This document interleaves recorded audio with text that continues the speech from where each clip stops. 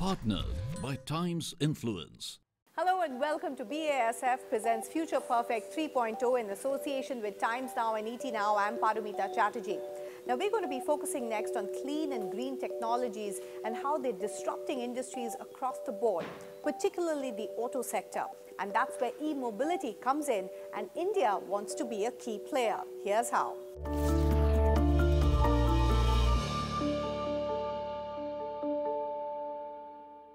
With the government's vision of 100% e-mobility by 2030, we are witnessing a keen interest in India's push towards ushering in an era of clean, green and future-oriented technologies from across the value chain.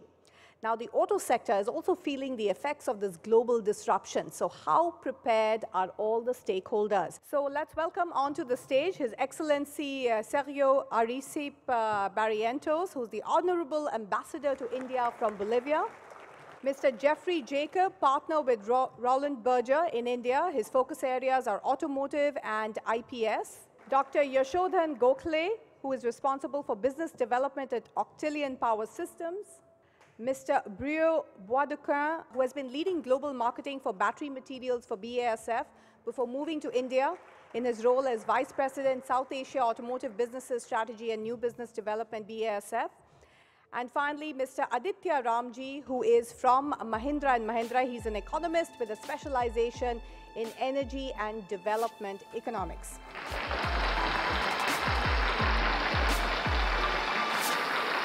We're going to focus on this whole issue of e-mobility, and it's been a learning ground for me because e-mobility, electric vehicles, these were notions that one thought of it more as a fad. But how real is this whole issue of e-mobility and electric vehicles here in India, especially in the context of what our neighbor China has already achieved, and looking at the kind of phenomenal growth that we have in regular combustion engines. But at the same time, our dependence on oil, our looking at the levels of pollution, can we actually stay away from this entire revolution that is coming?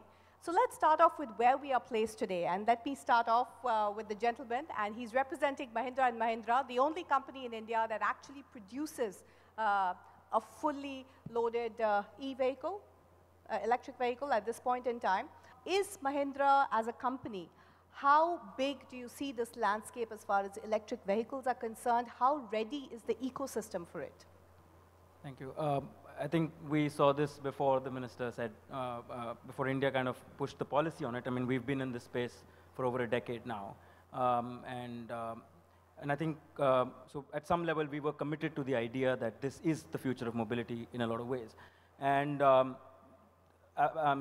ecosystems need to develop, and that's taken some time. And now with this push, it's inevitable that we move to cleaner mobility. Electric being a big part of it. I think as Mahindra, having been leading the space in India, we're certainly, we've learned a lot over the last decade in terms of what works, what doesn't work. And I think we are kind of prepared for what comes next. Right. And we'll keep looking for working with partners, which we've already started on building the ecosystem along with the vehicles. Okay, so let's talk a little bit about the ecosystem, because when you talk about e-mobility, and Jeffrey Jacob, I'm going to ask you to come in here because you're advising a lot of companies in this space. When we talk about India and the electric vehicle space, which end do we start with? Do we start with passenger vehicles, or do we straight away go to the mass and the mass transport systems?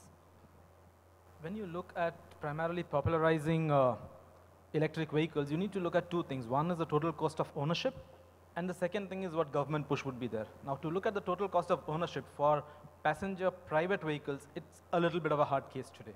With the battery costs being what they are, with the kind of prices that are there for commercial use for private people, it's a little difficult. And when you look at a country like India, we are not going to change and spend a lot just because the drivetrain has changed. If you look at a person getting into a electric bus versus the regular bus, he's not going to pay 5 times more because the vehicle is much more cleaner. He's going to pay that money if he sees the benefit in it, if he sees the advantage in it. So for us, also when we look at it, the biggest drivers will be public transport, mass transport, because you need to drive that many number of hours. You need to sweat the vehicle to really get the affordability equation So right. You're saying we start with the large buses and the large format transport. Correct. And that's also what the government is focusing on, because a big thrust of the FAME policy would be on electric buses, would be on two-wheelers, three-wheelers, and private vehicles would be much, right. Even last year, for instance, when the FAME 1 had policies for private vehicles, the offtake was very limited. It was more in the other section. So clearly cost is an issue. So let's address that. And one of the big costs, and I have the gentleman sitting here whom India is looking at with pointed focus, and that's His Excellency from Bolivia. And I understand that Bolivia actually has the lion's share of lithium, which is one of the key components that goes into the battery and is also one of the most expensive. Thank you for having me. I think these type of events are key to developing and to understanding, in layman terms, what we're trying to do in the world today. I think there's a brief characterization of what this is being called. It's called a disruption in the market. I don't think that's the word we should be using. This is an opportunity, and this is a true issue that pertains to our health, pertains to our future, and pertains to what, as countries and as a world, we're going to place. You have to bear in mind that mobility is inherent to development. We need to have the possibility of moving commodities, moving products, moving people. Only then do we achieve development, growth. This has to be something easily addressed, accessible to the world. The type of commitment that countries such as mine are putting in capitals like yours in New Delhi is the possibility of piggybacking on the possibility of you developing accessible products, which you usually do. You call it frugal engineering. In India, it's one of your key R&D facets. So you're essentially saying that Bolivia, which is going to be supplying lithium, hopefully, to Indian car manufacturers and OEM companies, is actually looking and betting on Indian technology. Let me bring in here Yashodhan, because interestingly, you're representing a company which is providing technology, maybe on the battery end, which is the battery management services. But this is technology that you've brought in from overseas. How capable are we, both within the Indian as well as the overseas technology that we're bringing in right now? Is it at par with what the world is using? Yeah, thank you. First of all, we make the lithium-ion battery packs and BMS with the thermal management, because the country like India, the solutions which are available for Tesla or Nissan Leaf or outside, they don't have an issue with high temperature like 45 degree or 0 degree or 50 degrees. So in India, we have to tackle our problem by our way. And to tackle these things, we need to provide the liquid cooling or thermal management system around the cells. Because if temperature go on increasing, your performance is decreasing, because cells don't like high temperature. So you have to create solutions which are specific to India. You're Exactly. saying you cannot just necessarily import solutions into Exactly. India. Okay. Bhiro, since you've been watching the entire landscape, is that what makes India very unique in that sense? And does that also drive up the cost? Well, the challenges that we see here in India for e-mobility, in my opinion, at least from BASF point of view, are not so different from the challenges we see in other markets. It's all about improving performance and reducing costs, so making the battery more affordable. And in that, chemistry and chemical innovation can help a lot. We have been working on battery material development for the past 5 years, and we have seen a huge decrease in the cost per kilowatt hour, just because we have optimized the composition of the battery materials and because we have been able to substitute some of the expensive materials. And there is still a lot of scope for us to improve. And I think at a certain point in time, those solutions will be good enough for the market here in India and for consumers to enjoy having access to those kind of electric cars here. The message coming from the government is this has to happen. And if you look at our dependence on oil, from a policy perspective, all around, it looks like this is something that, as a country, we have no option but to pursue. Jeffrey, would you say in that sense, is the ecosystem moving in the correct direction when it comes to infrastructure, when it comes to technology? Is that being created in a structured manner, or as typically things in India are, it's happening a bit by jugaad, happening a bit by chance, and so on and so forth? There is some structure to this. The reason for this is not just what the government is saying, but also because this is happening overseas as well. China is going to lead by 2025 with 6 million vehicles. US and Europe not too far ahead, far behind with 4.8 million, 4.5 vehicles each. Tomorrow, when the world is going to change, the auto component manufacturers here will not have the global market to service. They're going to be under increasing threat there. Also, their exports is in the same format. It's around 50% is almost internal combustion engine related topics. So as a result, when it's easy to say you can all shift and change to electric vehicles, but the overseas suppliers, the overseas MNCs already have been working on this area, it's going to be a very late start if you don't start at the right point. So it's not just I'll supply to the domestic market, but the external market itself, which will force the Indian suppliers to invest into it and at some point be ready to supply to the global OEMs and to the Indian OEMs.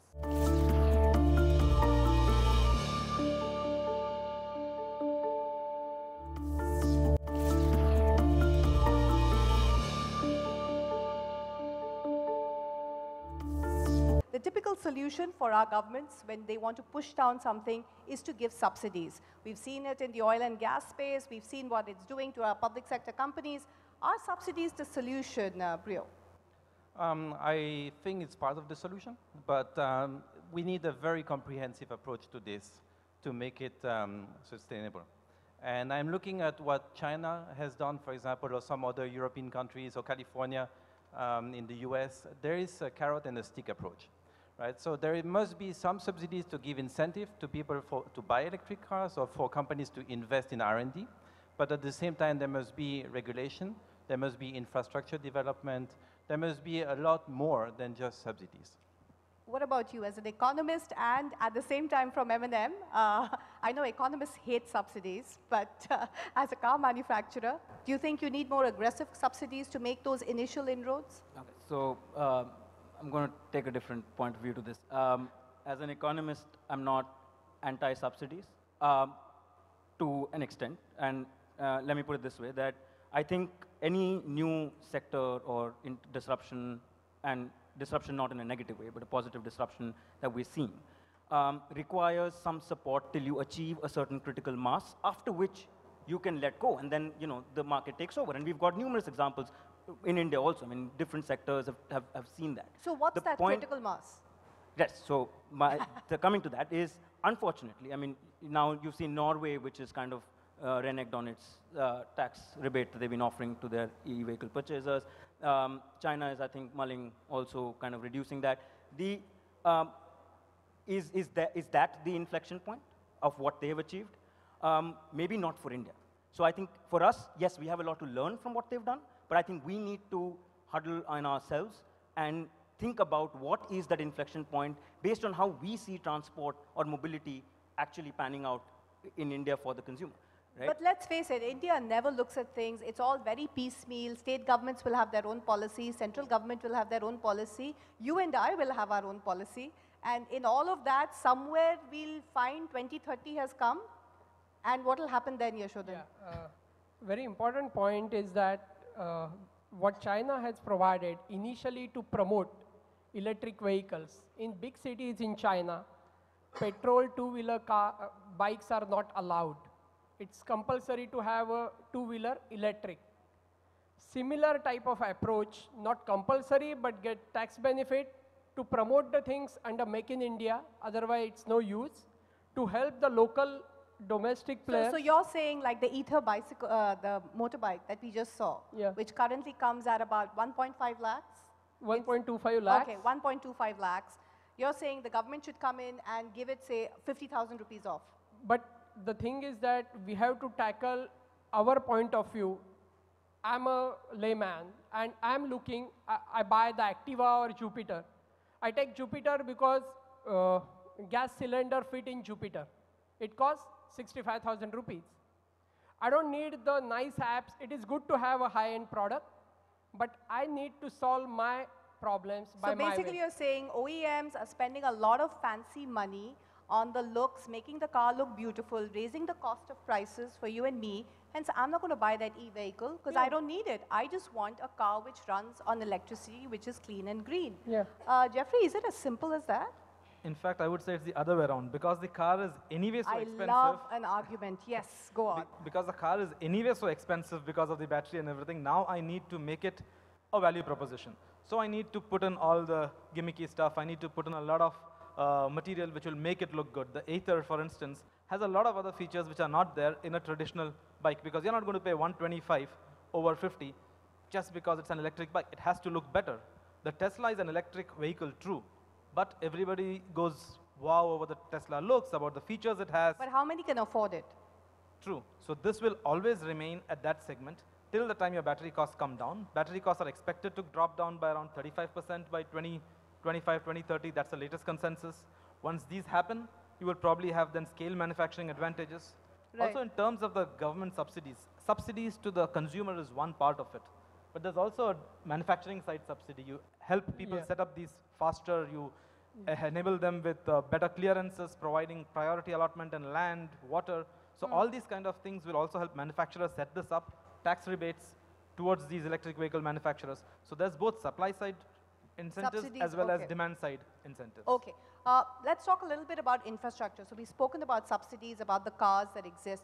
But how critical is the infrastructure required to service these cars? In that sense, can my existing petrol pumps double up also as electric charging points? Are we making too much of the technology required?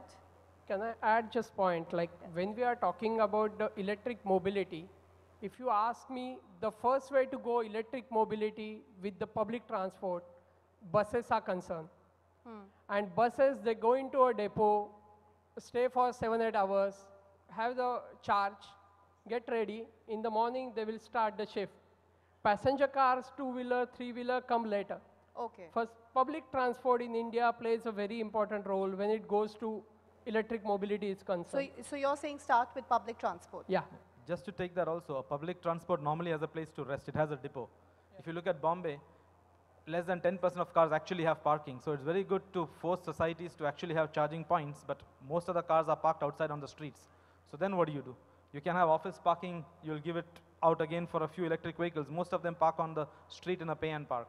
So it's very difficult from an infrastructure point to really do that. Yeah. Well, it was mentioned here on the panel something that's also very understandable to bear in mind. You have to have a comprehensive understanding of where to get everything. Commodities are going to be that which will be a key issue when addressing battery prices for end users. So I'm not just here to try to ask India to associate itself with Bolivia, but it's not just about my country in particular. You have to address these issues in the National Mobility Plan as well. This is something perhaps I need to emphasize, because we live in a world where there are competitive nations trying to deal with acquiring these commodities. We believe in Bolivia that India is a strategic partner for us because of the size and scope of your markets. But we also believe that we shouldn't pitch this to everyone in the world, because we have to deal with sustainability here as well. Everything in the future, like it's starting to be, has to go through a certification process. And to acquire certifications, you have to, from A to Z, satisfy certain indicators which state that it is sustainable. If we all jump on board onto a particular reserve of a commodity, it makes it unsustainable to exploit it. So all of these aspects, I think, little by little need to be addressed in India as well. The private sector and the governments must lead a constructive dialogue to find the will and the way forward, because there is no other way forward. Okay, great. I think that's a note to end on. Thank you so much, gentlemen.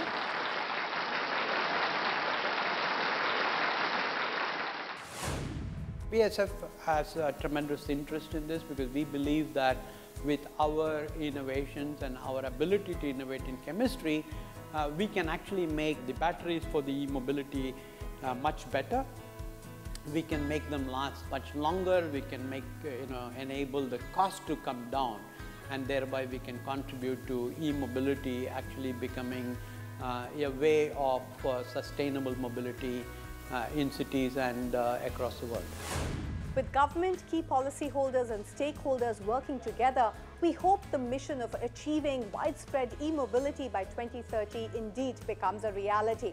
Now, as we come to the close of BASF Future Perfect in this series, we've tried to show you how sustainability and innovation can go hand in hand to build a holistic future ahead, and particularly innovation in the world of science, focusing on chemistry, which is what makes us optimistic for tomorrow. On that note, it's been a pleasure working on the series. We hope to catch you again from BASF, Times Now and ET Now. Thanks for watching.